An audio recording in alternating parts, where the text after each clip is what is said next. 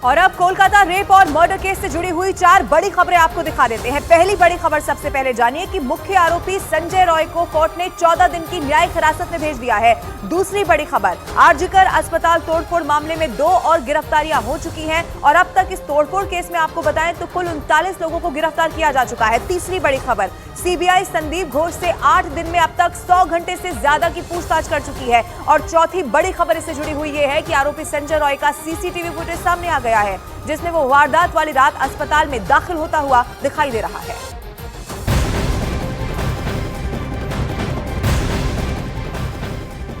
और कोलकाता रेप और murder case को लेकर देश भर में गुस्सा देखने को मिल रहा है। कोर्ट ने रेप और मर्डर केस के मुख्य आरोपी संजय रॉय को 14 दिन की न्यायिक हिरासत में भेज दिया है। इन सब के बीच वारदात वाली रात की एक तस्वीर सामने आ गई है और ये तस्वीर आरजीकर अस्पताल में लगे सीसीटीवी कैमरे की है। इस तस्वीर में आरोपी संजय रॉय अस्पताल में दाखिल होता हुआ दिखाई दे रहा है। ये तस्वीर इस बात की तस्दीक कर रही है कि वारदात वाली रात आरोपी संजय रॉय अस्पताल पहुंचा था। उसका सीसीटीवी फुटेज सामने आ चुका है। न्यूज 18 इंडिया पर वो तस्वीर इस वक्त हम आपको दिखा रहे हैं। 9 अगस्त 2024 की ये तस्वीर है। मर्डर और रेप का आरोपी वही दरिंदा संजय रॉय है। इसकी तस्वीर एक बार फिर से आप देख लीजिए और अब बाकायदा बाहर का सीसीटीवी फुटेज सामने आ चुका है, जिसमें ये संजय रॉय अस्पताल के अंदर दाखिल होते हुए दिखाई दे रहा है। यही इस पूरे मामले का मुख्य आरोपी है। आपको ये भी बता दें कि 14 दिन की न्यायिक हिरासत में भेज दिया गया है।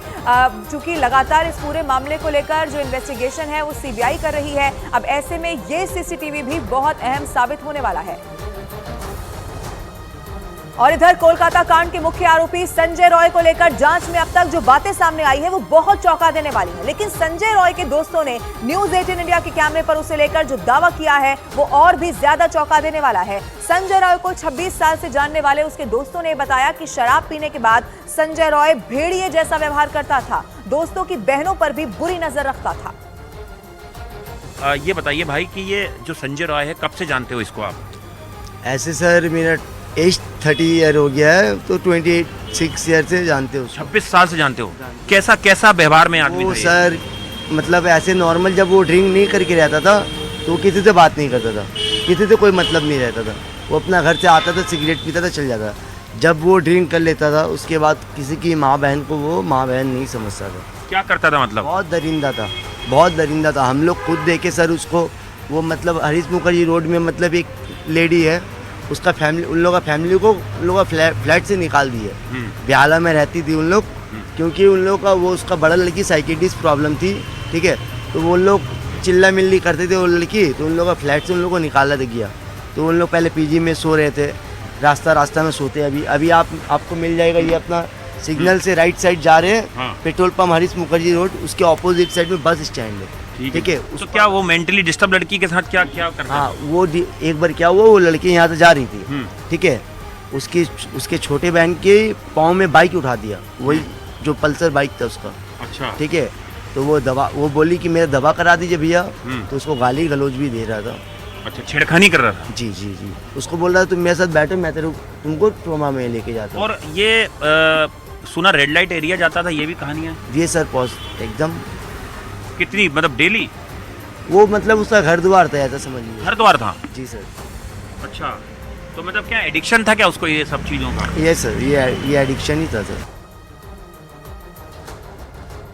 संजय रॉय भवानीपुर का रहने वाला था और संजय राय को लेकर अब पूरे देश के अंदर गुस्सा है कि उसे फांसी दो।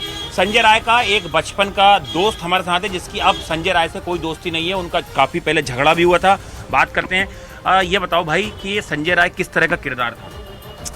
मैंने वो भैया क्या, वो दारू पीने लेने के बाद ना किसी को नहीं पहचानता था, कौन माँ है कौन बहन है।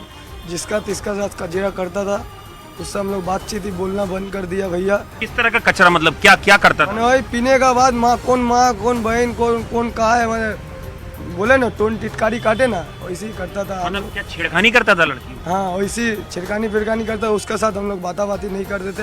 आता तो भगा देते थे हम लोग का पास। दारू पीता था, रात को कितना 2:30 बजे दारू पीते बियर लेके आया था, तो हम भी 2 घूंट पी लिया था। बस वही लेके वहाँ कौन जा रहा था, छिड़कानी किया। मेरा कहा कर रहा, बोला हम पिलाया हम खिलाया थे, हम ही को ही कर रहा। तो हम धक्का उक्का दे के उसको चल गया। हम बोला आइंदा से हमसे क्या बात मत। क्या बोलता था अपने आप को, क्या बताता था, यहाँ रोप जमाता था क्या?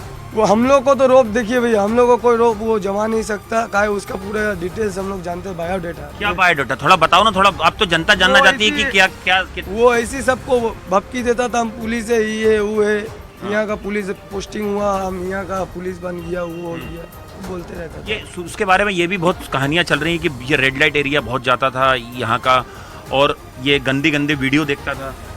हाँ ये हो सकता है। पत्नी जो थी, एक से ज़्यादा पत्नी थी उसकी, बताते हैं यहाँ पे।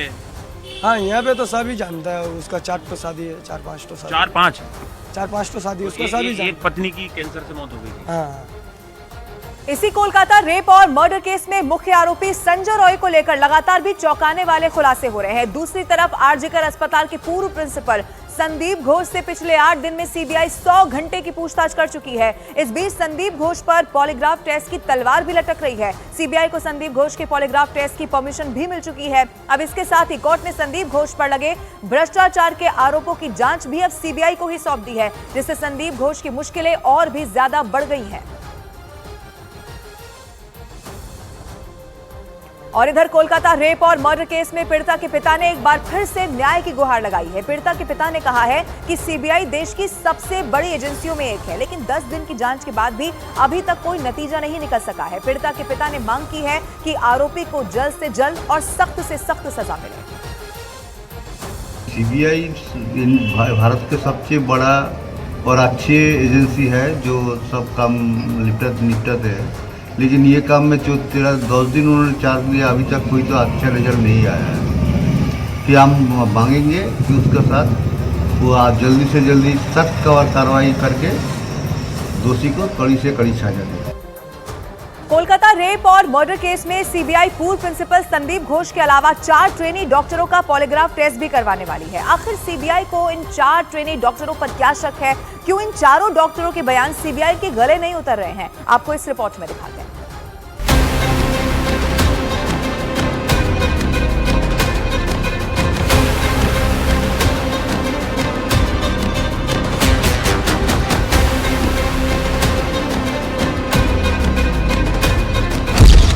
कोलकाता कांड में कितने किरदार,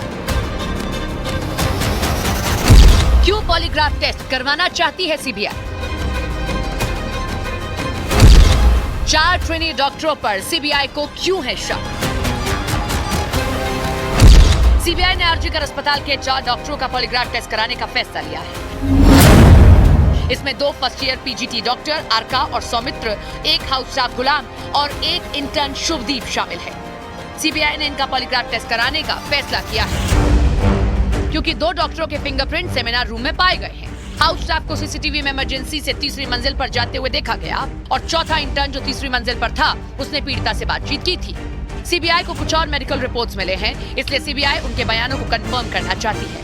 दरअसल सीबीआई ये पता लगाना चाहती है कि क्या इन 4 लोगों ने सबूतों से छेड़छाड़ की या ये किसी और साजिश में शामिल तो नहीं है।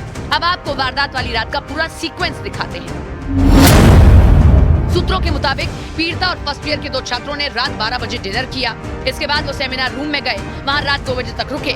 सेमिनार रूम के सामने स्लीप रूम है जहां डॉक्टर आराम करते हैं। उस रात पॉलीसोनोग्राफी टेस्ट चल रहा था जो 2 बजे खत्म हुआ। इसके बाद ट्रेनी डॉक्टर आरका और सौमित्र स्लीप रूम में चले गए, जबकि पीड़िता सेमिनार रूम में ही आराम करने लगी। सूत्रों के मुताबिक हाउस स्टाफ गुलाम ने रात 2:45 बजे 3री मंजिल पर जाने की बात कही, जबकि शुभदीप ने कहा कि वो इंटर्न रूम में था। बड़ी बात है कि तीनों कमरे यानी सेमिनार हॉल, स्लीप रूम और इंटर्न रूम 3री मंजिल पर एक दूसरे के पास ही मौजूद हैं। हालांकि सीबीआई को इन चारों के बयानों में विरोधाभास लग रहा है, इसीलिए सीबीआई अब इनका पॉलीग्राफ टेस्ट करवाने वाली है, जिससे ये सच सामने आ सके कि आखिर वारदात वाली रात अस्पताल में कौन कहां था और वहां क्या हुआ।